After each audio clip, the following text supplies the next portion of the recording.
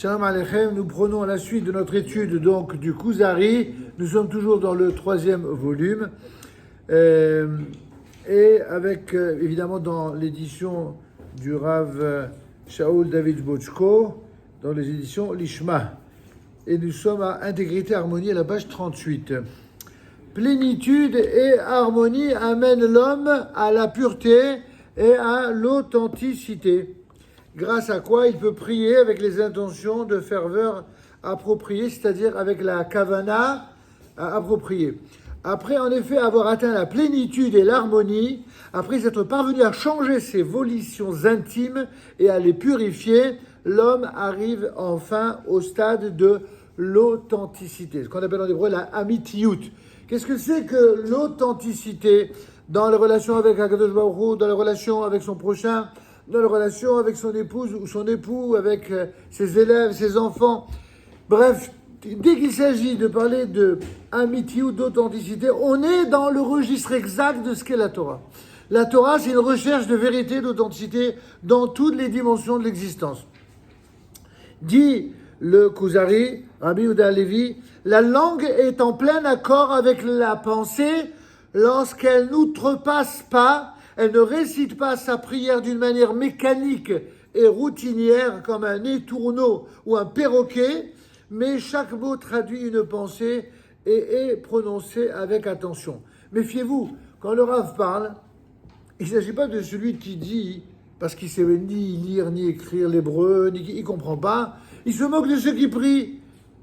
Il se moque de ceux qui prient, qui ne comprennent pas ce qu'ils disent, mais lui, il est mal placé pour s'en moquer. Parce que lui, si eux, ils lisent sans comprendre, alors lui, ni il comprend, ni il sait lire, ni il sait écrire. C'est pas mieux. Le Rav, évidemment, c'est pas de cela dont il parle. Il parle d'une compréhension intime et d'une authenticité de relation avec Dieu. Lorsqu'on parle à Dieu, on lui parle vraiment, on fait pas semblant. C'est pas une mécanique, c'est pas une parole comme ça routinière. Mais c'est pas non plus une extériorité de parole, mais une intériorité profonde qui extérieurement va s'exprimer forcément avec une manière convenue, ou plus précisément conventionnelle, qui a été édictée par les plus grands sages d'Israël, notamment par ceux que l'on appelle Anshe Knesset HaGedolah, ceux-là même qui ont décrypté les différentes intentions de chacun d'entre nous qui vont s'exprimer à travers la prière. Comment exprimer au mieux la Avodat Hashem avec le cœur qui sied, avec les intentions qui conviennent? C'est précisément par la tefila, par la prière en général, et la Hamida en particulier, qui est le cœur même de la prière. C'est ce qu'on appelle Ezoi Kavana Shebalev, Zoi Tfila. C'est quoi ce qu'on appelle la Kavana Shebalev? C'est Avodah Shebalev, le culte qui s'exprime par le cœur, c'est la prière. Nous avons dit ici assez souvent qu'il existe deux manières de servir Dieu. Beaucoup plus que ça, mais deux manières fondamentales. Une qui est par le cœur et l'autre qui est par l'intellect et l'esprit. La Avodah, par le cœur, Avodah Shebalev, ça c'est la prière. C'est ce que l'on fait 3 fois par jour. 3 fois par jour en tout cas, tous les jours de l'année, et 5 fois le jour de Kippour. Et en ce qui concerne la Avodah Sheba Sechel, c'est-à-dire le culte qui fait appel cette fois-ci à l'intellect, il s'agit non plus de l'Avodah Sheba Lev, il s'agit de l'intériorisation de la réflexion intellectuelle autour de la prière, de la relation à Dieu. Comment on le fait cela? Par l'étude de la Torah. Qu'est-ce qui est plus important? De penser Dieu, de réfléchir avec Dieu, ou uniquement d'exprimer un sentiment? Mais chez nous, on n'oppose pas l'un à l'autre. On les oppose tellement pas qu'au contraire, lorsqu'on met les téphilines qui caractérisent l'unité de toute la façon de servir Dieu au mieux, eh bien, il y a les téphilines du bras et les téphilines de la tête.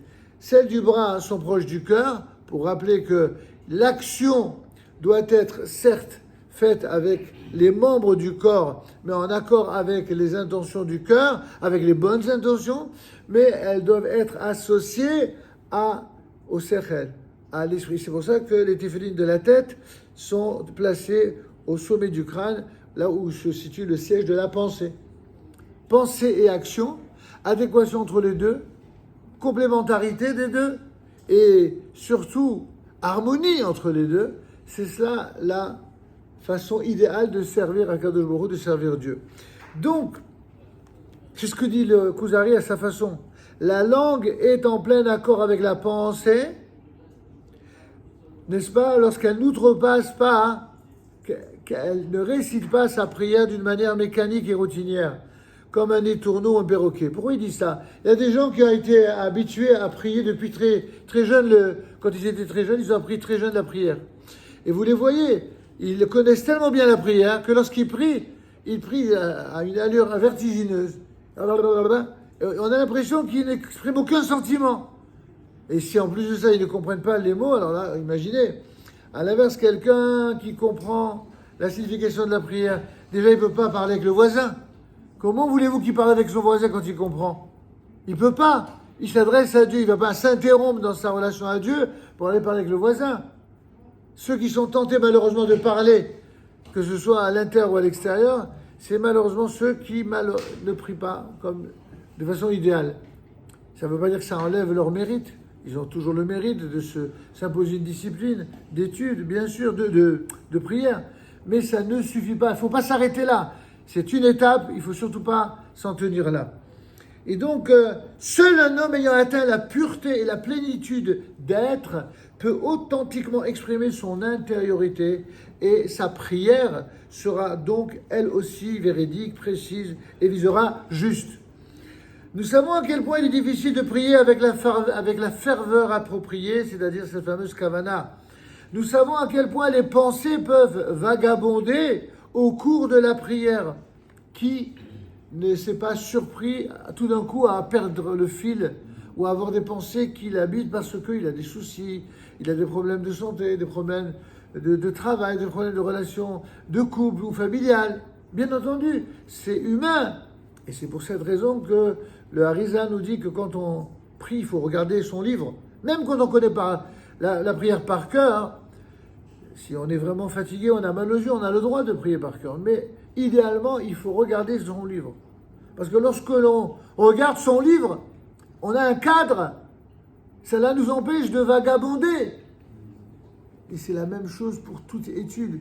Quand on étudie avec un livre, alors on est plongé dans ce que l'on fait. On n'est pas tout de suite animé de ce désir de faire autre chose, de regarder ailleurs, de parler avec quelqu'un.